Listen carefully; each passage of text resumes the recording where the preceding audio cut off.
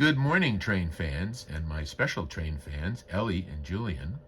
Well, what we're looking at today is the Lionel Lines 520 box cab on the left and the Lionel Security Car 3535 on the right.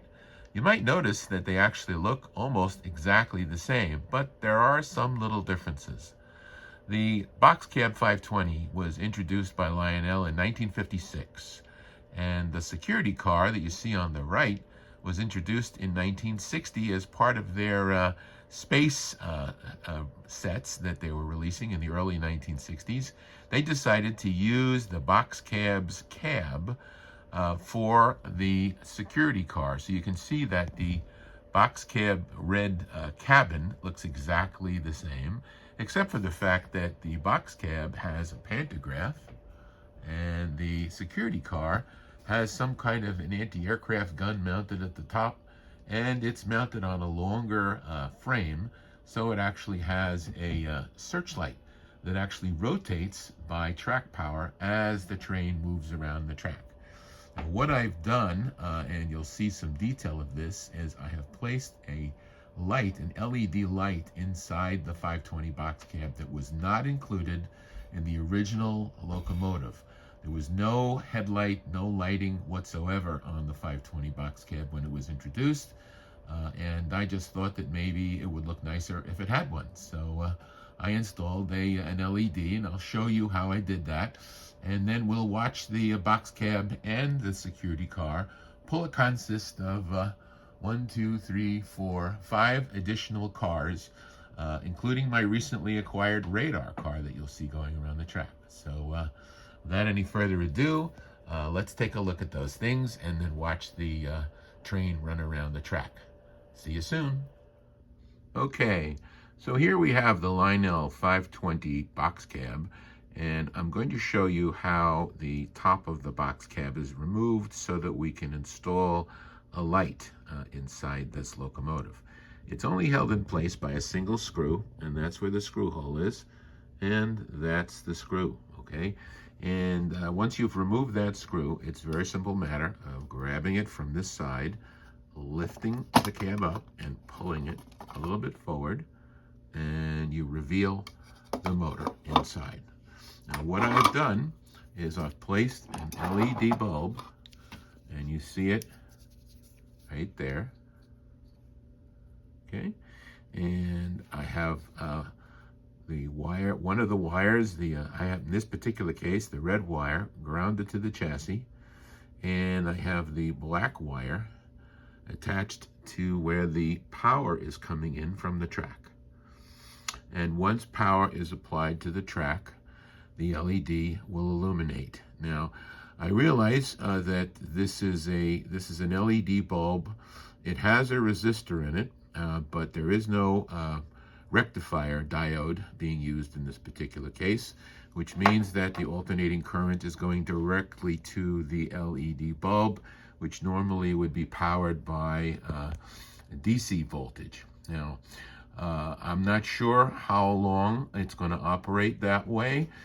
It may burn out, or it may just be continued to use. Now, if I shoot some video of this locomotive on the power with track, you may notice that in slow motion, you can actually see the flickering because it's operating on 60 cycles or 60 reversals every minute. And in this particular case, in normal speed, you just don't notice the flicker at all. So I'm going to see how well this runs, and we'll see how it goes.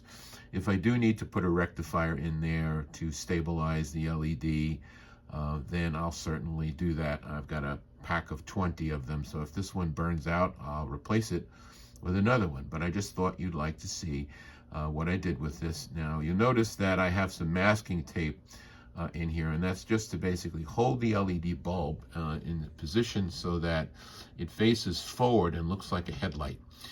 And that's the look I was trying to go for. So that's the reason for the masking tape. I may replace the masking tape with some hot glue because that might work a little better with this. But I just wanted to show you this is what's going on the inside. Now let's take a look at the 520 box cab with a headlight now installed running on the upper oval of my track. See you in a few seconds. Okay, so here we go. I'm illuminating and starting up the 520 box cab with its consist.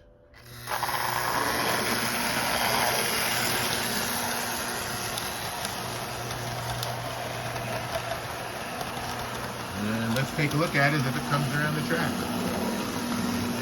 That headlight. Pretty good.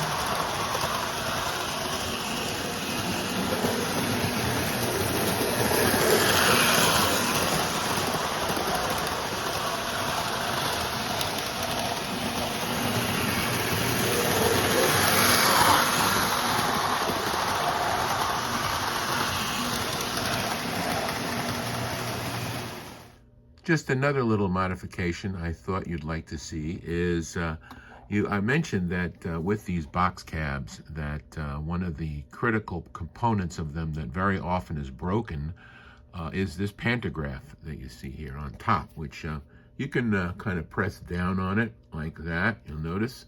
And what is needed to keep it up so that it doesn't fold down is a spring. And I was able to find a spring in my spare parts box, and you can see I placed it right in there. And in that position, it holds the pantograph elevated in the position that it normally would be so that it can pick up overhead wires, all right? So that's just another little modification that I did from the box cab that I picked up at the York Train Show. So let's watch the box cab going around the track. Filmed at slow motion speed, you can clearly see the flickering of the LED bulb as a result of the alternating current's 60 cycles. This would not be apparent if it was being videoed at normal speed. This could be eliminated if I installed a bridge rectifier, but at this point I think I'm going to leave it the way it is. Hope you're enjoying this video.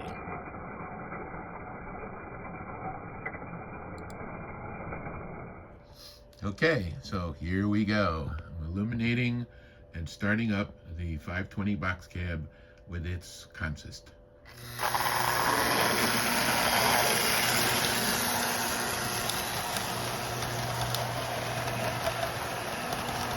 And let's take a look at it as it comes around the track.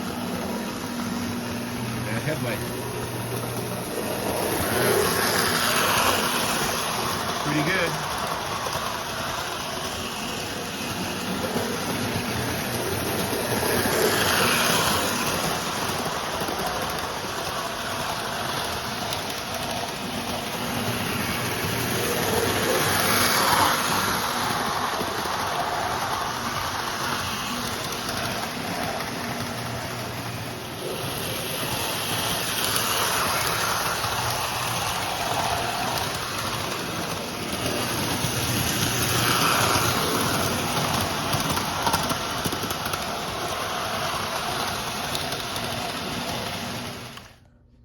Just thought you'd like to see up close what that LED light that I installed in the 520 box cab looks like up close. You can see the LED there and the two wires that come out of it. One is a positive and one is a ground. It's pretty simple installation. And we also have something I printed out off of the internet, which is some background information on the Lionel Box Cab, the 80-ton box cab electric, which was modeled on a General Electric locomotive that was made for the Chilean Exploration Company, and it was designed to be used in their mines. Okay, so this was actually based on a real locomotive, and as I said, released by Lionel in 1956 and available in 1957.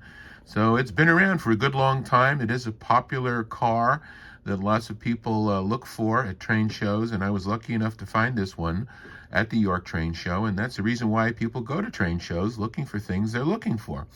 Anyway, I hope you enjoyed this video, and I just wanted to also announce that as of yesterday, I reached 500 subscribers, and I am so thrilled that so many of you have subscribed to my channel. I really, really appreciate it. I'm going to keep on going with this and try and also find new and interesting things to share with you about the trains, and also giving you some train runs, because I know many of you enjoy those, along with the shorts that I do.